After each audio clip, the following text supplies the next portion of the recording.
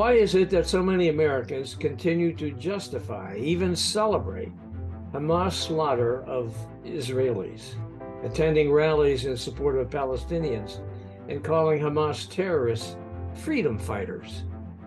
Today, thriller author Mark M. Bello and I are pleased to present legendary feminist and best-selling author Phyllis Chesler to discuss all of this on the Justice Counts and Lean to the Left podcast. So stay with us.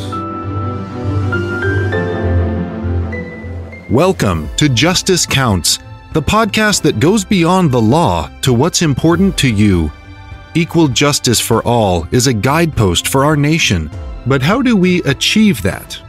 Here are your hosts, writer-commentator Bob Gaddy and novelist-attorney Mark M. Bello.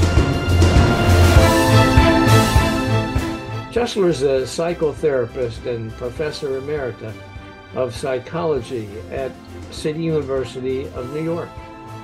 She's authored 20 books, including A Politically Incorrect Feminist, The New Anti-Semitism, An American Bride in Kabul, and the groundbreaking Women and Madness.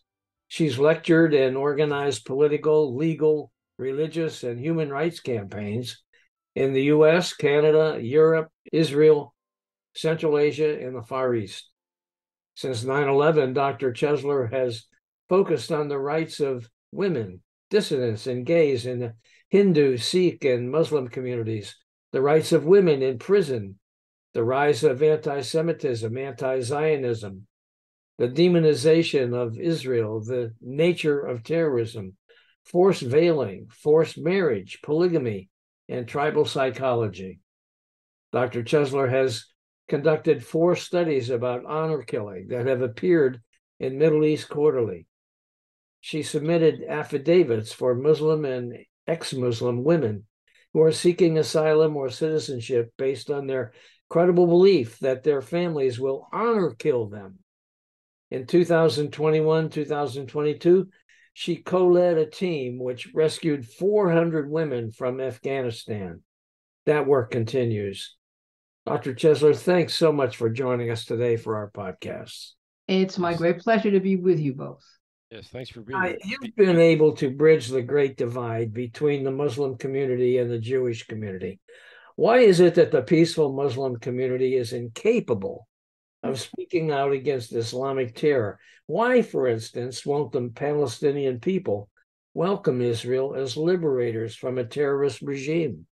Because of the indoctrination, which is deep, far, wide, and high, not just in the Islamic world based on religion, on Islam, and on interpretations of Islam, but in the West, among Muslims who are here, and more important, in the West, among left, liberal, academics, intellectuals, public intellectuals, Nobel Prize winners, the UN, human rights organizations, the whole kit and caboodle have all been deeply brainwashed into scapegoating Israel as the symbol of all the crimes committed by Islamic leaders and countries, including terrorists. For example, Islam is the largest practitioner of gender and religious apartheid anywhere, and yet Israel falsely gets accused of being an apartheid, Nazi, colonial, settler nation state. It is a diabolical reversal of reality. No, I think it's prevalent. All polls show us that, with very honorable exceptions among Muslims, Muslim dissidents, ex-Muslims, this is the prevailing view, that Israel is the little Satan, America is the big Satan. This was bin Laden's view, and this is now Hamas, Iran's view. Iran is funding all the terrorism in the world, and they're hoping to destroy Israel. And then guess who's next? It's us. It's the West and our ideals and our way of life.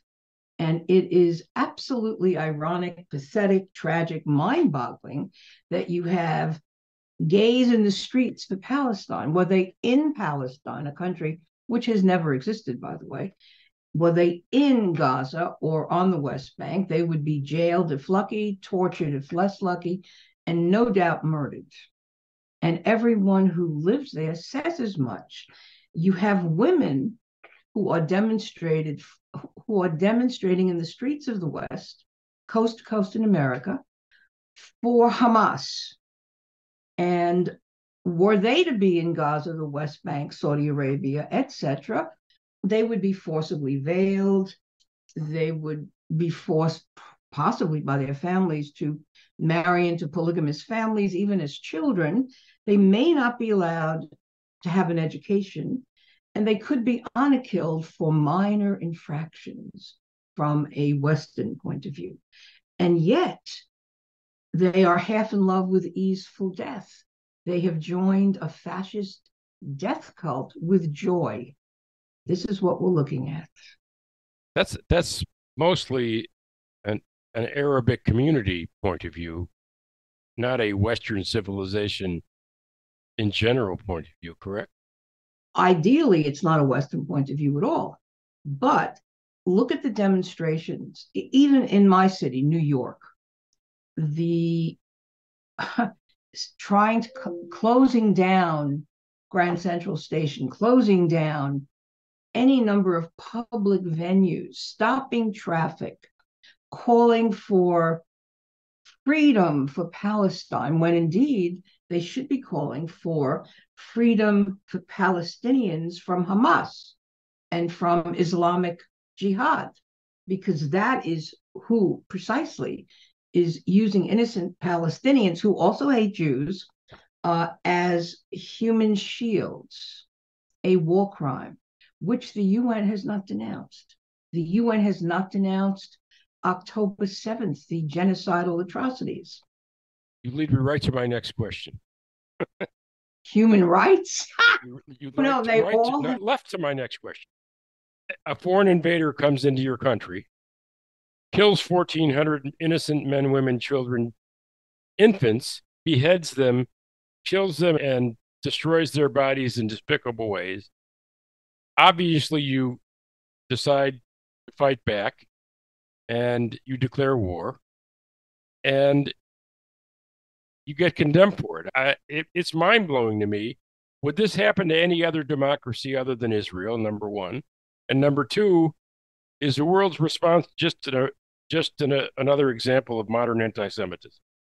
Modern anti-Semitism consists of anti-Zionism, the Jewish state, which was created to make Jews safe from pogroms and from genocide, is now being used to justify the worldwide aggression, persecution, encircling, and murder of Jews in the West, who have a diverse point of view about both Judaism and about the state of Israel. Modern anti-Semitism is now anti-Zionism, and I said as much in my book, The New Anti-Semitism, in 2003, and I took bloody hell for it, because indeed Jews, especially liberal Jews, were used to criticizing Israel more than any other country they ever criticized, and except perhaps in the past, South Africa. And then, as I said, we have the Islamic version of Jew hatred, which is long, long lasting, pogroms in the Muslim and Arab world, the persecution of and then the forced exile of about 750,000 or 800,000 Arab Jews absorbed by Israel. And I have one question here. Why hasn't the Arab and Muslim world absorbed the Gazans and the West Bankers, even temporarily, as giving them refuge? Why have they refused to give them citizenship and asylum long ago? Wars produce They won't even let them displaced people, and other countries take in displaced people, but the Arab and Muslim countries have not done so. In fact, in my work for Afghan women, they're not helping the Afghans who are now nearly 2 million being evacuated by Pakistan back to hell. It's a question. Why do you think there's so little compassion, so little responsibility taken for brethren? You've commented that Western academics, including feminists, have completely lost their reason and their morality, that they're revealing more openly who they really are and gloating about Israelis who have been raped, burned alive, shot dead, or kidnapped. Or you say they are maintaining a pained and awful silence. Why is that? Is this causing divisions among key women's organizations? Mainly, they've remained silent, which speaks volumes and is deep and profound.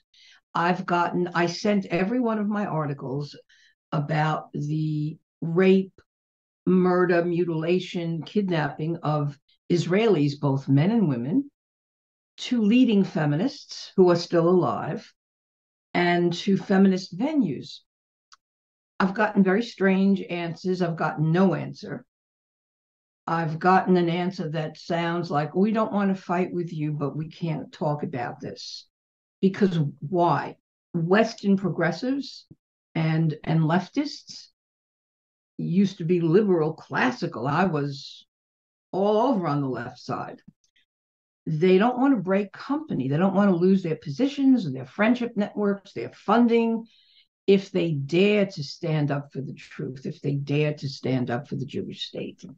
But they, like everyone else, have been carefully tutored, indoctrinated, brainwashed into believing that we either have a victim and then we have a victimizer.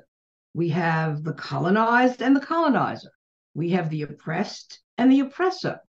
And when women's studies began, this made a little bit of sense. Now it has gone full tilt boogie into a weird place, so that thinking this way has led even feminists to become more obsessed with the country that, as I said, has never existed, called Palestine, than they have been with the occupation of women's bodies in this place called Palestine.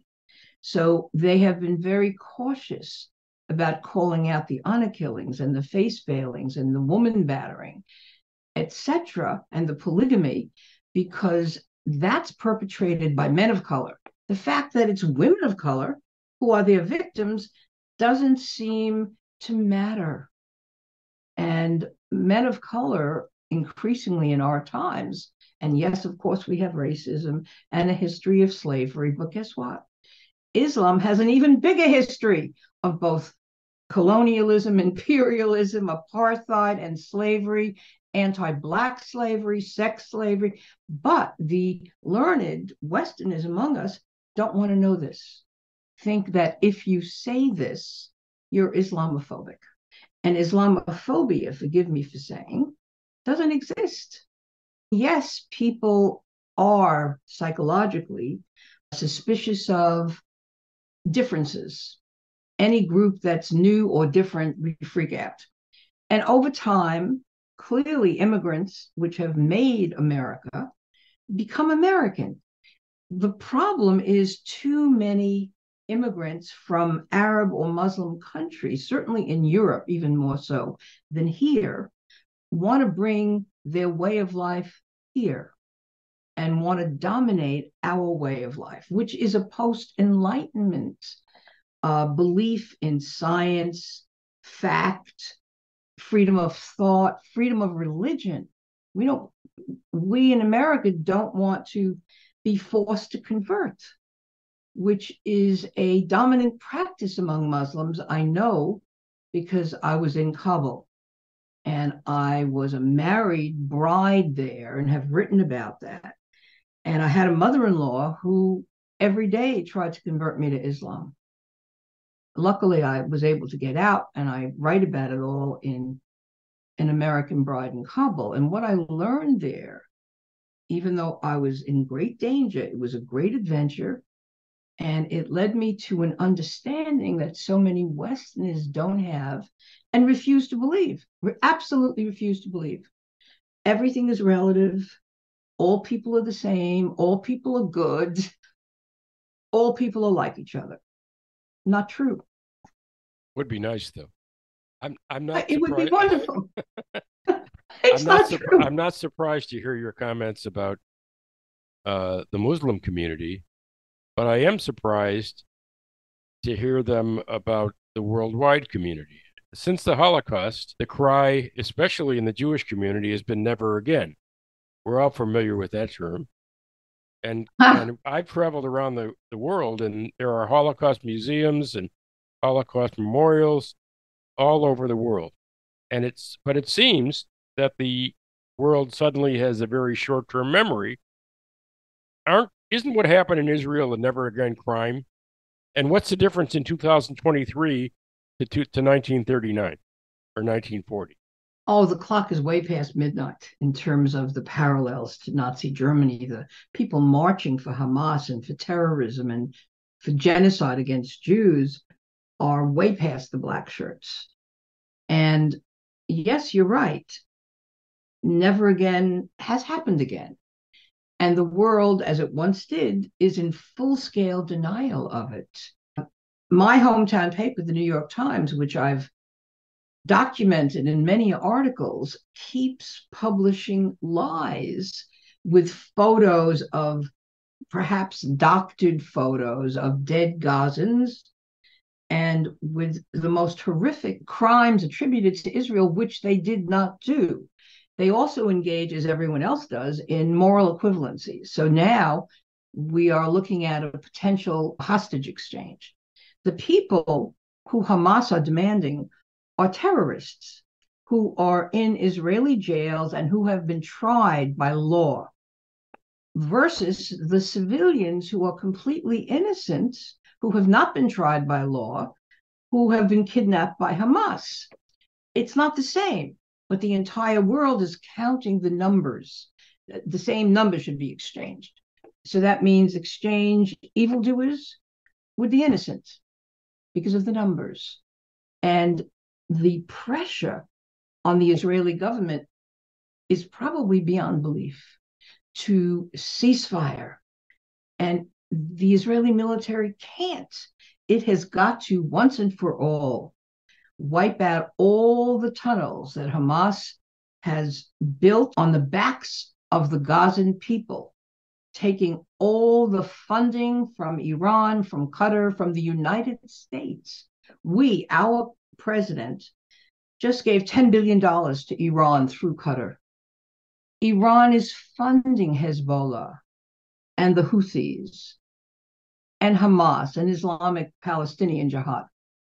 What is wrong with us that we in America, our leaders, are reluctant or refuse to see what's happening? Why are we also scapegoating the only, as you said, the only democracy in the Middle East, which has the most ethical army in the world, accusing it of every crime that it does not commit, day after day, around the clock? You mentioned a minute ago, you mentioned hostages. And we know that a number of hostages have been taken, innocent civilians. You say we are all hostages. Can you explain that? Outside of Israel, we in the West are inundated, held hostage to the propaganda that is Jew-hating and America-hating and Western-hating, and it's around the clock for us, and it's on our streets everywhere. Somebody just sent me, there's a train called the Q train, which runs the length of Manhattan into Brooklyn.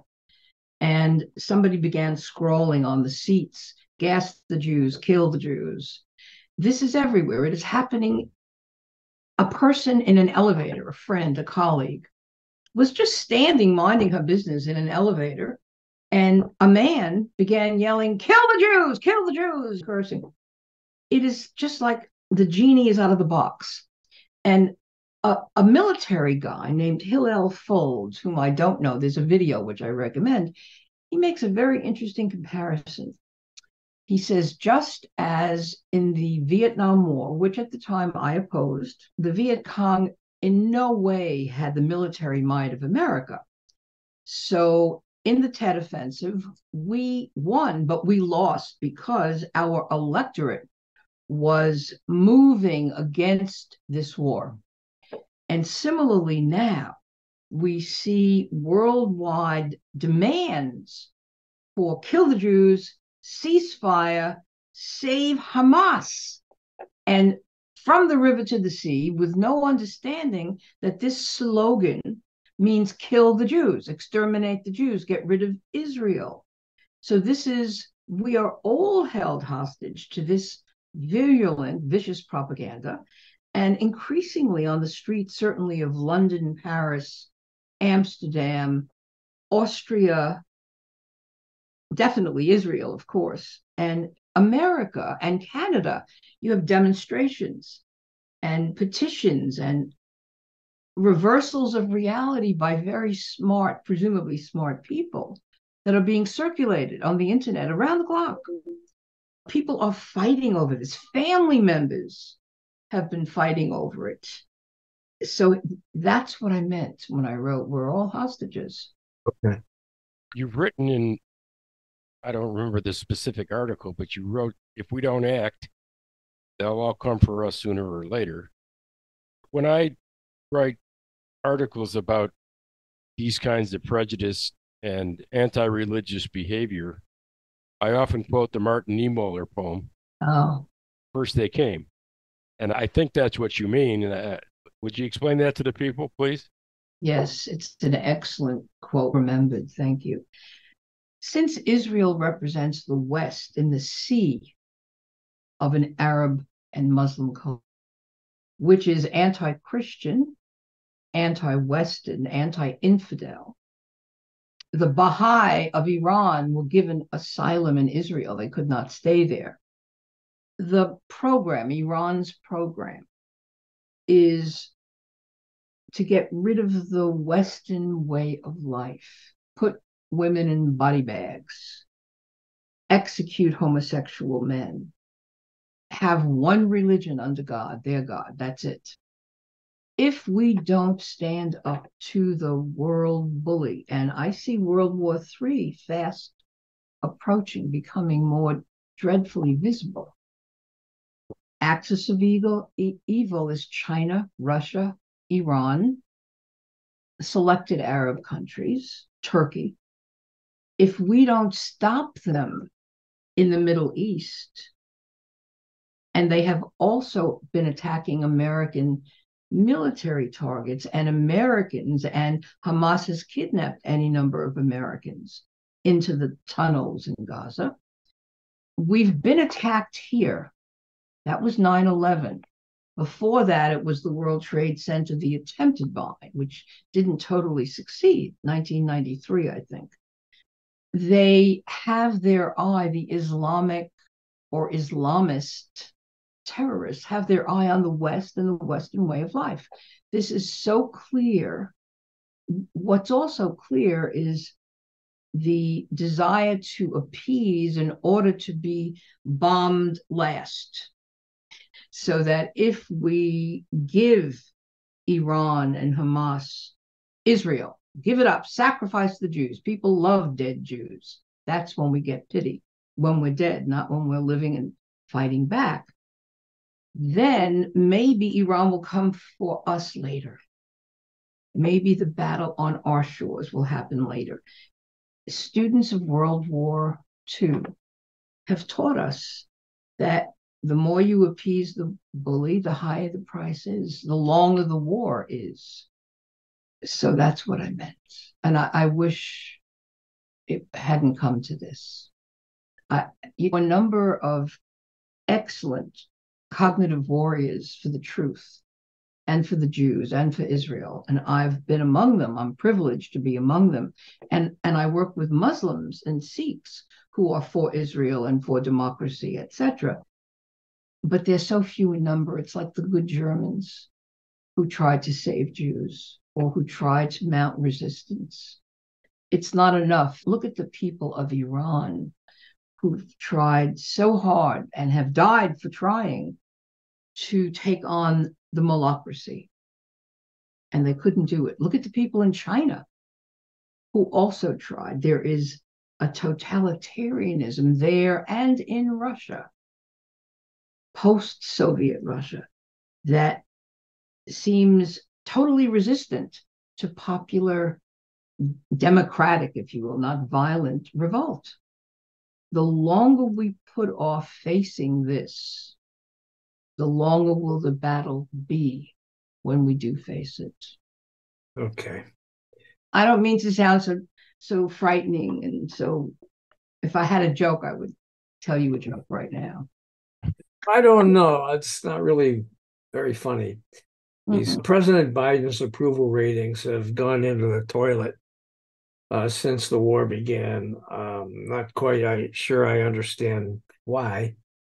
The way things are going, though, the only alternative will be Donald Trump. So my question is, which of the two is the better person to manage this crisis, and why? Nikki Haley. Nikki Haley? Nikki Haley is the better person, even in the so-called 5-inch heels, because she was moderate on the key issue in the election for feminists or for progressives. She was moderate about abortion.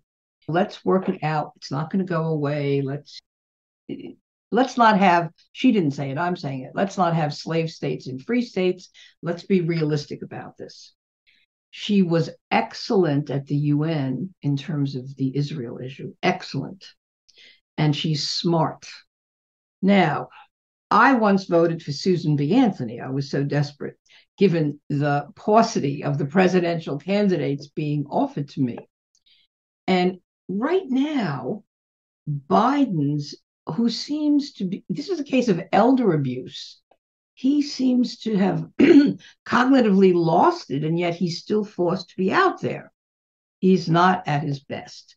But his team remains Obama's team.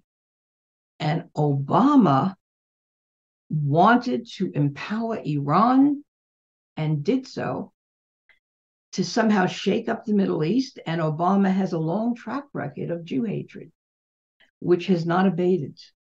Even though he was smooth, cool, sophisticated, pretty, nevertheless, his politics were, as I'm saying. And I've always had a problem. In his first book, Dreams from My Father, he didn't focus at all on his white mother and his white grandparents who sheltered him, who brought him up. He focused more on the Black Kenyan father who abandoned him. And as I read that, I thought, what kind of man is this? Just asking. So Biden, who some people insist, tell me, lean on me, he's not doing that bad a job. And I see the guy stumble. I see the guy fall. I see the guy face in one video, face a curtain, turn his back to the camera. And I think this is not fair to him. And I think the Democrats are absolutely desperate. They don't have a good enough leader to offer. And they ought to find one really quickly. And if they don't, I hope that the Republican candidate is Nikki Haley. Okay. More and more, it looks like it's going to be Donald Trump. If it's Donald Trump versus Biden, who? Where are you on that reality? Oh, God. Let me tell you that I was sitting in my living room watching the election results when he was elected. And I think it was Pennsylvania.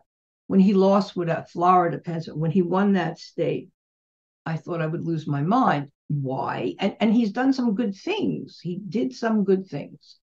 But he's a Goomba. He's unbalanced kind of guy.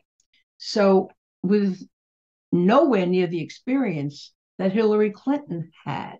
So here was a most experienced woman against a guy who had no experience, which said, oh, how far have feminists really come in America? Not that far. Now, I understand she wasn't charismatic the way her husband, Bill, is. And she was a bit stiff. and maybe she didn't run the very best grassroots campaign. These are all allegations. But still, she knew all the players in the world. She had all the experience. He had none. So from that point of view, speaking as a feminist, I think, oh boy, what a backlash. What a backlash in terms of women's freedom. On the other hand, speaking as a Jew at the time, the fact that he relocated the embassy, the American embassy to Jerusalem, I said, yay. And his intentions to stop this unlicensed, unmitigated immigration over our southern border, I agreed with. I don't think we can morally, yes, we have a history of accepting the tired and the poor, right? But this is different now because the cities, the sanctuary cities, of which mine is one, can't afford it. We're not even taking care of the citizens who have been here for a long time.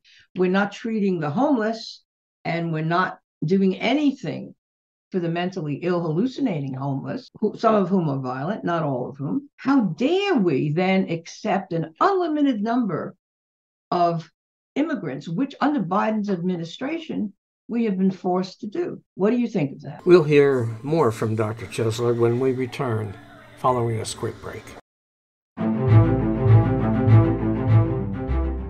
My problem with what you're saying, you didn't answer my question, but put that aside. No. Who would I vote for?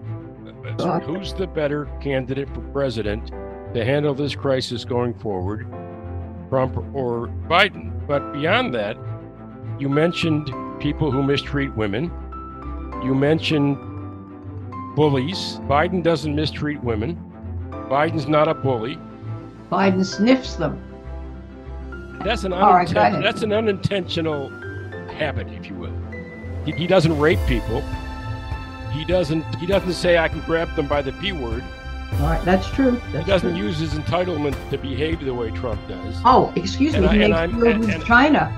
Well, I'm interested in why your feminism doesn't eliminate him as a viable candidate for president. I don't want him. Just because your Judaism suggests that maybe, I've heard a lot of Jewish people say, and I'm a Jewish person, I've heard a lot of Jewish people say Trump's better for Israel. That's bullshit. He's not better for Israel. He's just not. What's going on here, and I don't want to jump on a soapbox, but what's going on here is that Biden seems to have this even-handed, there are victims on both sides. I don't agree with that.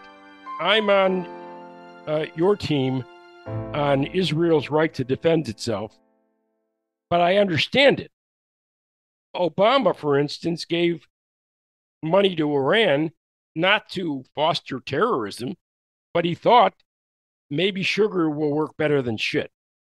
He was wrong, but it was well-intentioned. Trump has no good intentions at all other than what's in Trump's best interest. That's all he cares about.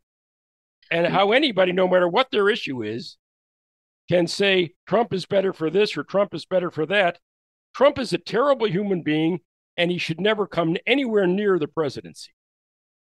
I don't disagree. However, did you see Biden when he was the head of the Judiciary Committee handle the Anita Hill hearings? Yes. Vis-a-vis, that was not his finest moment. And let's not forget the corruption and his cover-up of all the money that he siphoned off from China and elsewhere for his son, the drug addict. It's a disaster. Right? So none of these politicians are anywhere near perfect. In fact, to be proven. But I hear you. I'm not saying he's perfect. If we are reduced to merely these two candidates, our country is in deep trouble because neither of them have the gravitas, the dignity, the knowledge base that we need, especially at this time.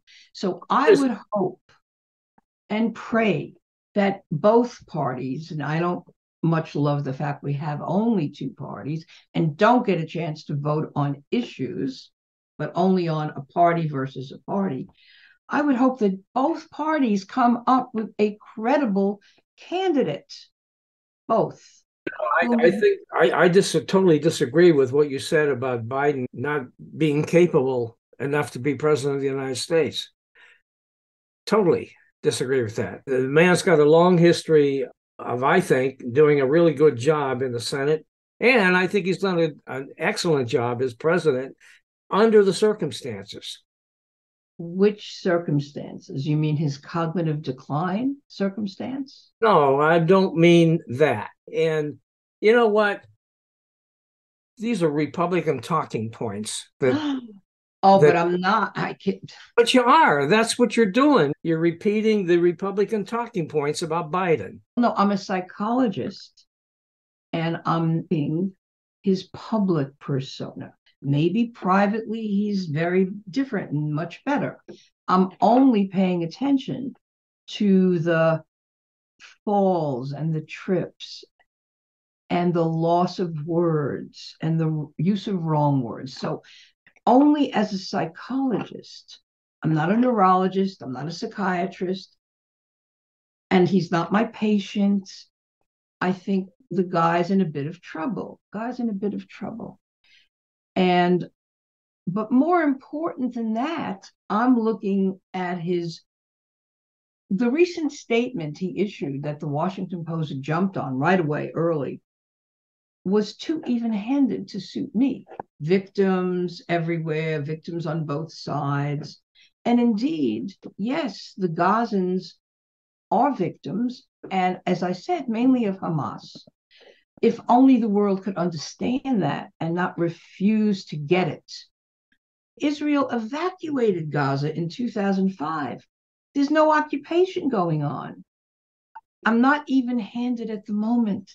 My people, the feminists, have maintained an ugly and profound silence about, and I don't agree that only women victims should be cared about. I think that Arabs and Muslims rape men and they rape boys. It's what they do.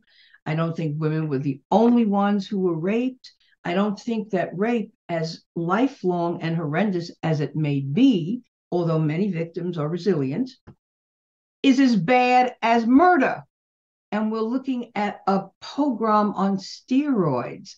And for the good people of the world to again, as you pointed out, Mark, again, miss it and not condemn it is very telling, very significant, and is why I say the IDF cannot stop. They have to keep going until they've eliminated Hamas in that region. Imagine if we had people lobbing rockets at us from Mexico or from Canada. How long would we wait to get rid of the rocket infrastructure? How long? You know what, on November 14th, you published a piece in The Hill stating that Israel will likely be victorious in its war of self-defense against the Hamas terrorists, but the expected victory will not truly resolve the situation. What would resolve the situation? I'm so glad you brought that up. I thought and came up with the only solution that would make sense for Jews to have another 50 years of safety in the world, or 60 years. And that would be to have an Eichmann-like trial in Jerusalem, which could only take place after Israel is militarily victorious. We can't go to the International Criminal Court. We can't go to the United Nations. That would be like going to Iran for justice. So if all of the footage, all of the live streaming of the atrocities, all of the footage of the discoveries of the terrorist tunnels under all the hospitals in Gaza, which are coming more and more clear to the front, such a trial, Eichmann-like trial, Nuremberg-like trial, would put terrorism on trial. And perhaps the Hamas leaders, the victims who survived, the witnesses to what happened on October 7th, and what's happening in Gaza, maybe that would be the right thing to do, the moral thing to do, and the most educational thing to do. What do you think? They didn't do it to Al Qaeda. They didn't do it to ISIS. Ah, They're late, but I agree with you. I think they all ought to be put on in a Nuremberg style crimes against humanity type of tribunal. I don't think it'll ever happen, but I think it should.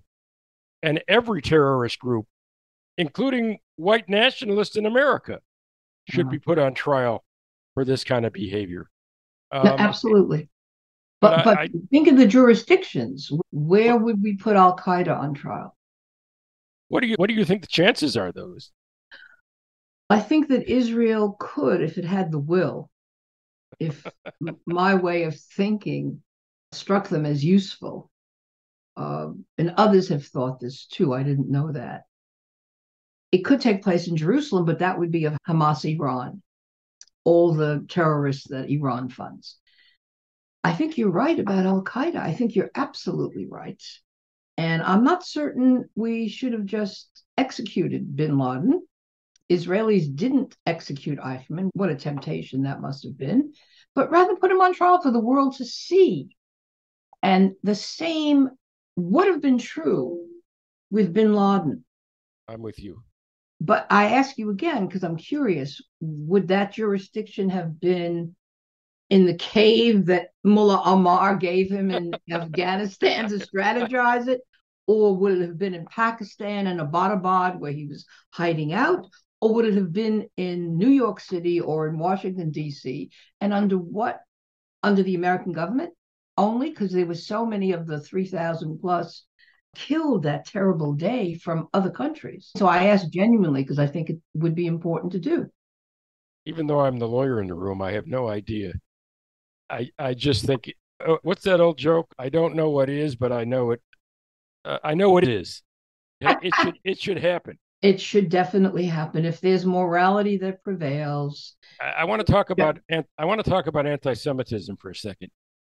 You wrote a book 20 years ago, and it's interesting because you wrote it in 2003, exactly 20 years ago, and it's called The New Anti-Semitism.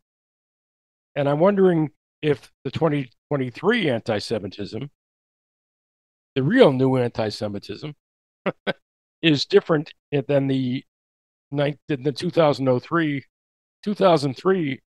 anti-Semitism, and if so, what's the difference?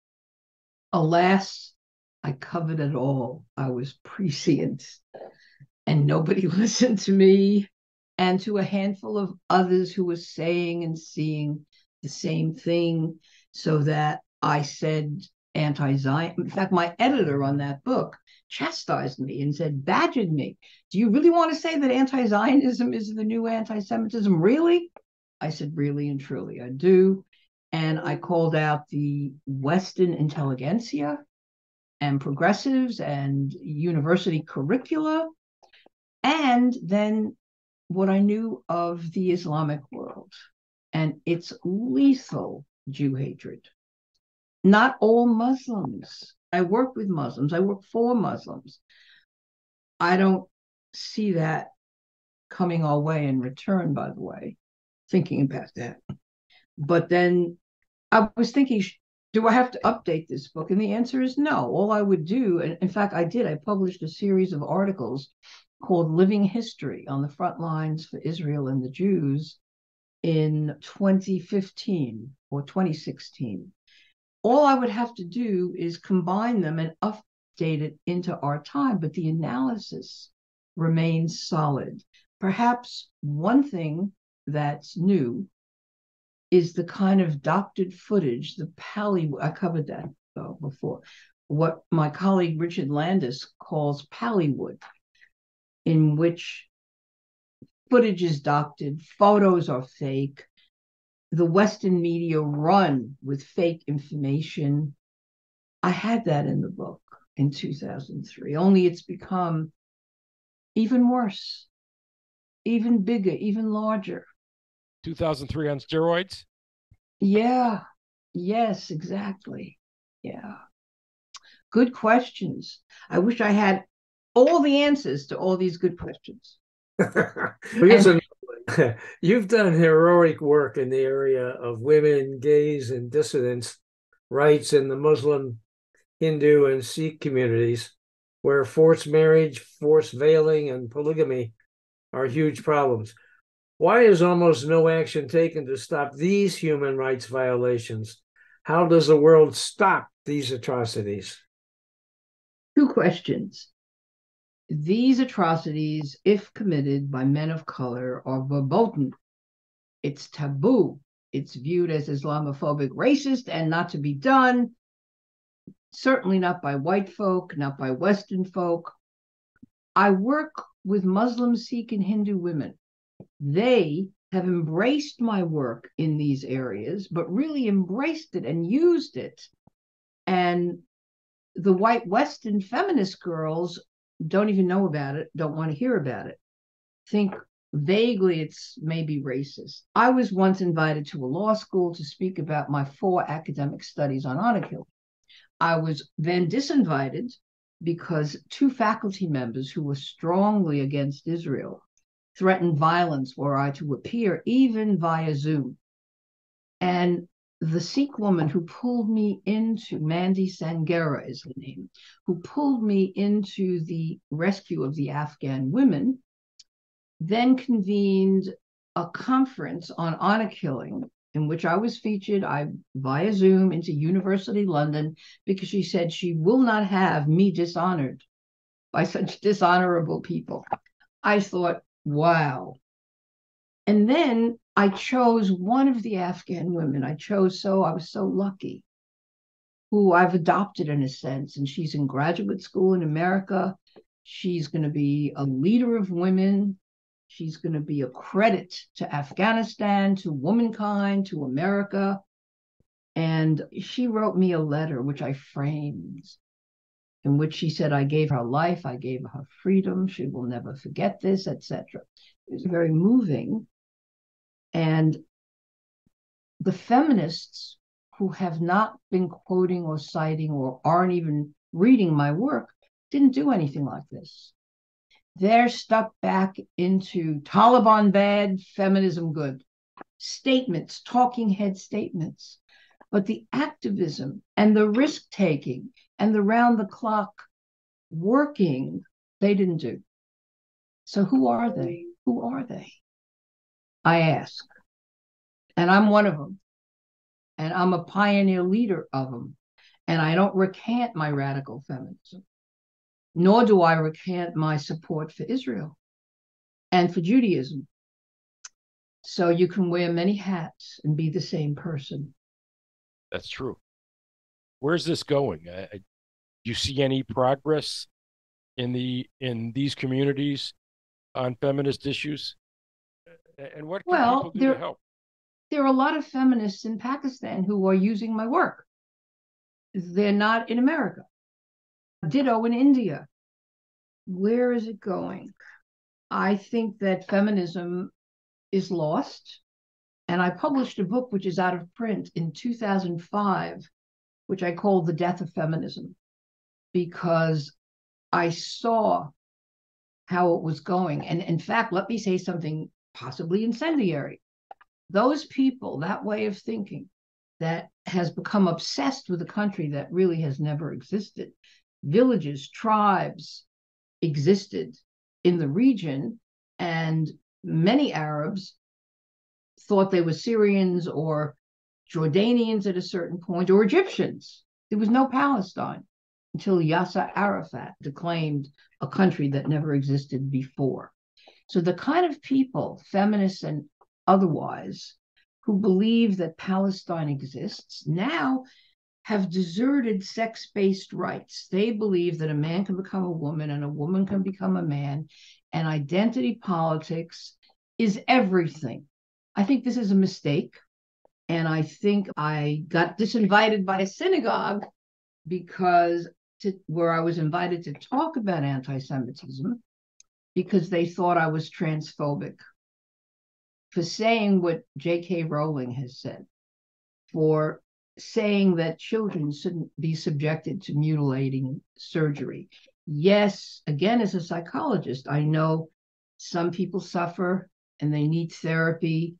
And when they become 21, if they want to go forward with becoming another sex, I don't want to pay for their hospital care, as the American military is currently doing. It's on them.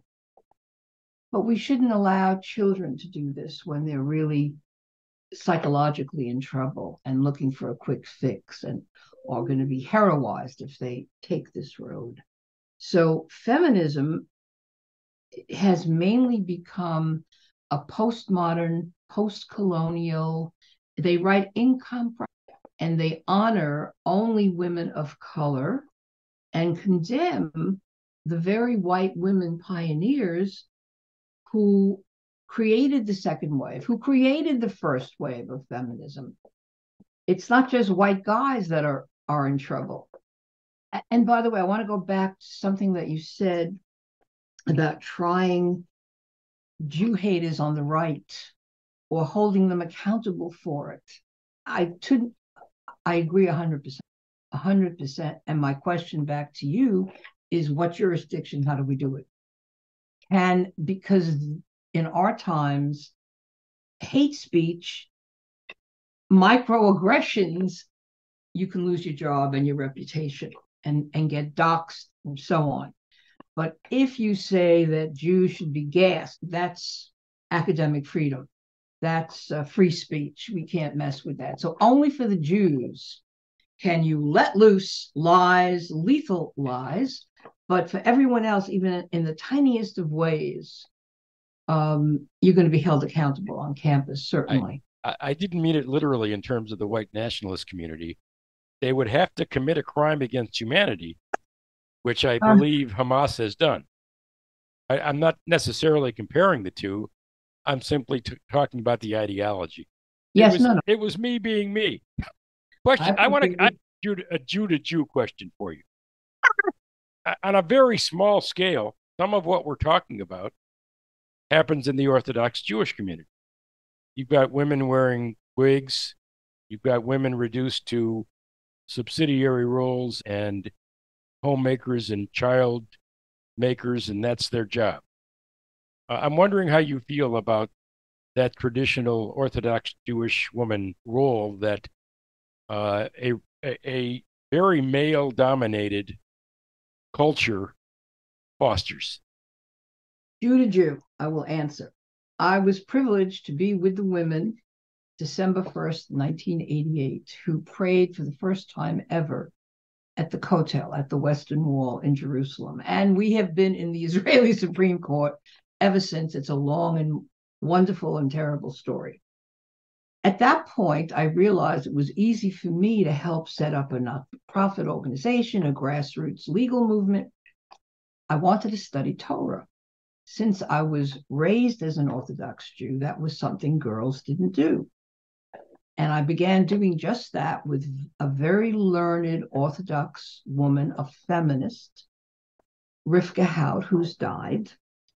And I became exposed to the absolute treasury of diverse Jewish thought, which is magnificent. Did I take a veil? No, I didn't. Was she dressed in an ugly fashion covering her hair? No, she wasn't.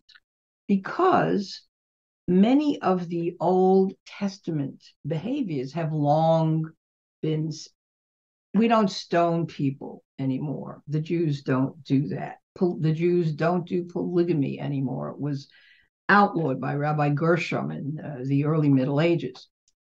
So what you're talking about concerns a smaller group, but very visible group, in which women still do learning, but they do have the children and they do raise the children. And many of them, amazingly, with 6 children, I couldn't do it, are also judges and lawyers and bankers.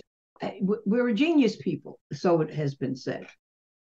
Many are indeed, as you pointed out, subjected to a separate existence. And if you interview them, though, and say, are you miserable? Are you happy? They'll tell you, no, the community means everything to them.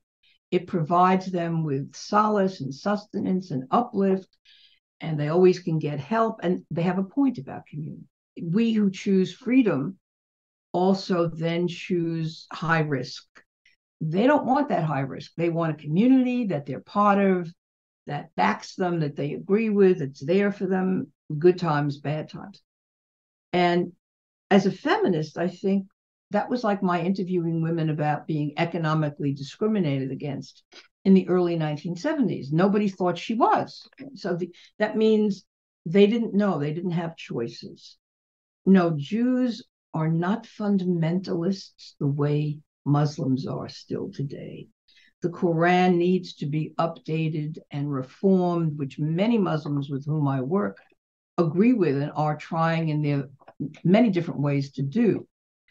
Do I want a theocracy in Israel? Hell no.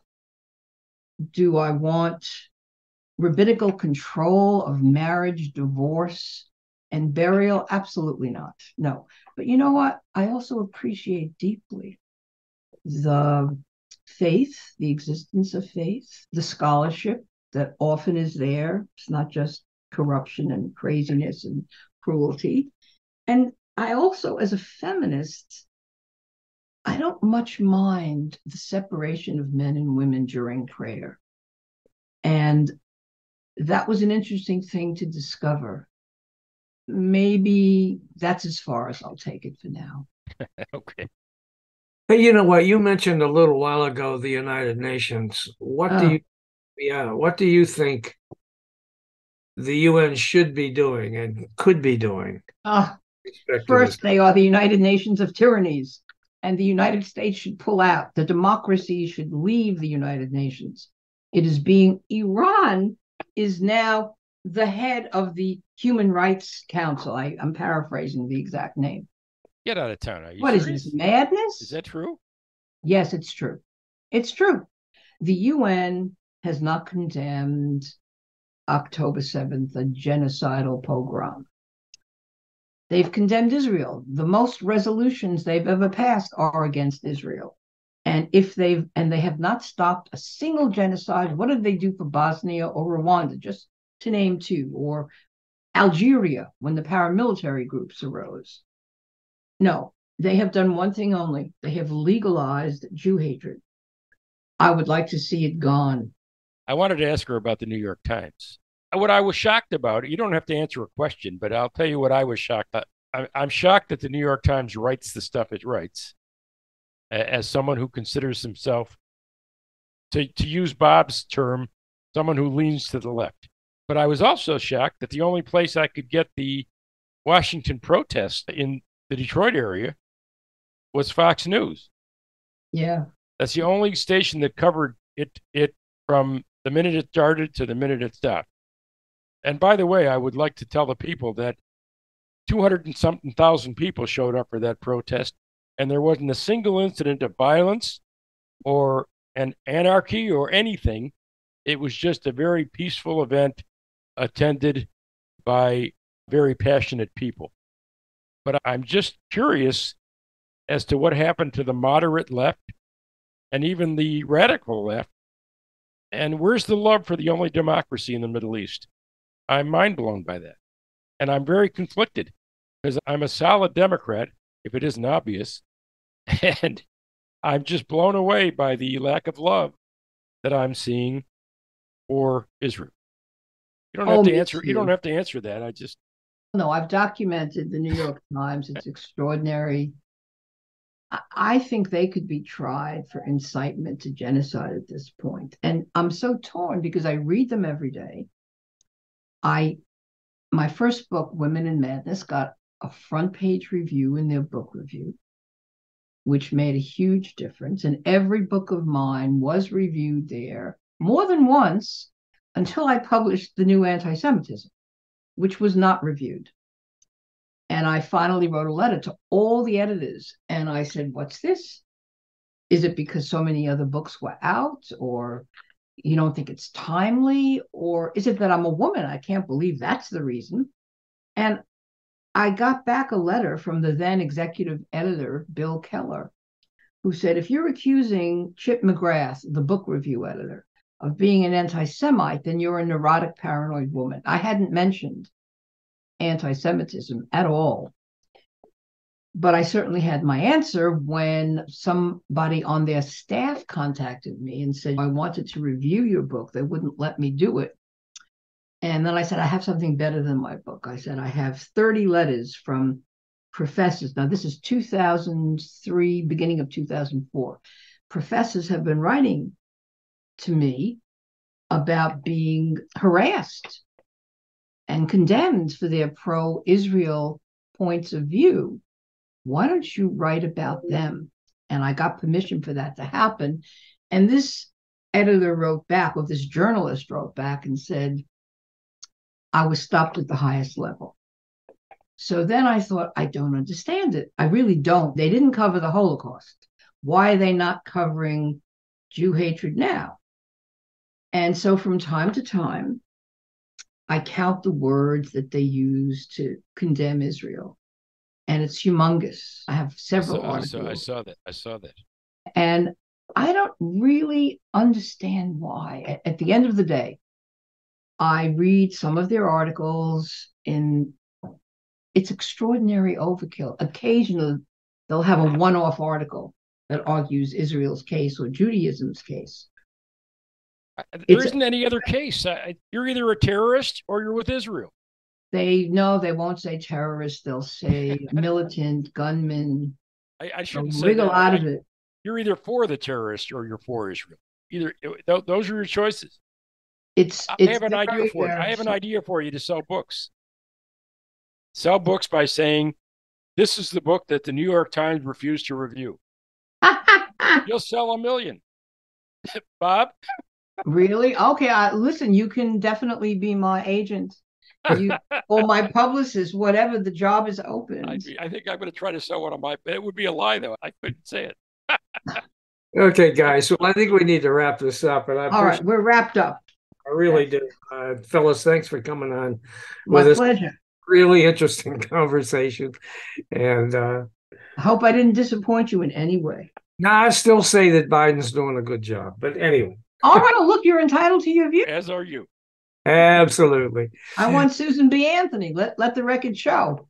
Now stay tuned for some closing comments after this quick break. I do want to encourage people that if they haven't already done so, that they should check out Mark Bello's Ripped from the Headlines legal thrillers. They're all available online at Amazon and other major online booksellers. Mark is quite the hero in attorney Zachary Blake, who fights for justice on all fronts. His books are Betrayal of Faith, Betrayal of Justice, Betrayal in Blue, Betrayal in Black, Betrayal High, Supreme Betrayal at the Border, You Have the Right to Remain Silent, and his latest, The Final Steps, a Harbor Springs cozy legal mystery. Mark has also written a really good, wonderful children's book about bullying, which is one of his passions to fight against. It's called Happy Jack, Sad Jack. So for more information, just check markandbello.com.